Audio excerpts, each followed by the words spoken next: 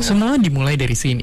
Ketika virus corona masuk ke tubuh kita lewat percikan batuk atau bersin orang yang positif, baik secara langsung atau waktu kita nyentuh benda yang udah terkena percikannya dan gak cuci tangan setelahnya. Kalau udah gitu, si virus masuk lewat saluran pernapasan dan bergerak terus menuju sasaran utamanya, paru-paru. Disinilah virus yang punya 3 bagian utama ini mulai bekerja. Pertama-tama, paku protein corona ini akan nempel di paru-paru dan organ-organ lain yang selnya kaya akan protein ini, protein ACE2. Kalau tubuh kita ibarat rumah dan virus corona itu perampok, ACE2 itu ibarat gagang pintu rumah kita. Begitu udah nempel, perlahan tapi pasti virus ini akan ngedorong masuk ke dalam sel kita. Dan begitu berhasil masuk, barulah aksi sebenarnya dimulai. Di fase ini, tubuh virus corona akan membuka dan sang hacker pun terbebas.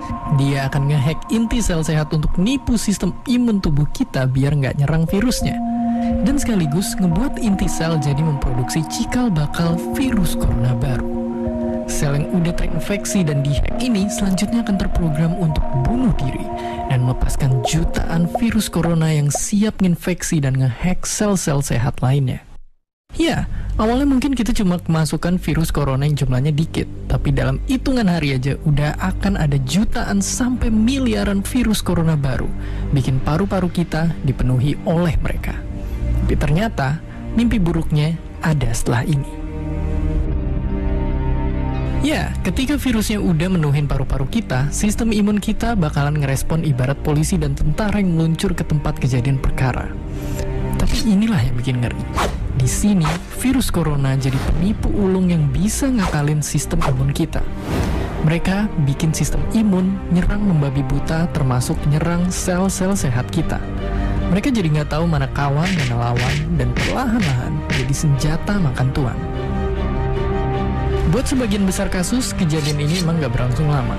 Karena kalau sistem imun kita kuat, mereka pun akan bisa menang dari segala taktik virus corona. Tapi terkadang tubuh kita sedang lemah, dan kalau udah gitu efeknya bisa parah. Kita bisa kena radang paru-paru akibat sel sehat di sini yang udah nggak bisa nahan bakteri pneumonia.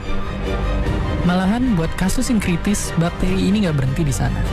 Mereka bisa masuk ke aliran darah dan akhirnya nyerang seluruh tubuh.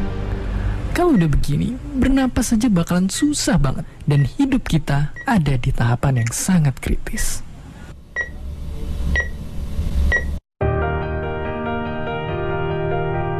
Ya, mungkin dengan fakta-fakta barusan bikin kita takut dan khawatir. Tapi ingat, kita pun punya cara buat memperkuat daya tahan tubuh kita. Makan makanan bergizi. Ya, bukan lagi sekedar 4 sehat 5 sempurna, tapi ikutilah pedoman gizi seimbang yang bisa ningkatin imun tubuh kita. Virus corona bisa parah kalau kita emang sakit.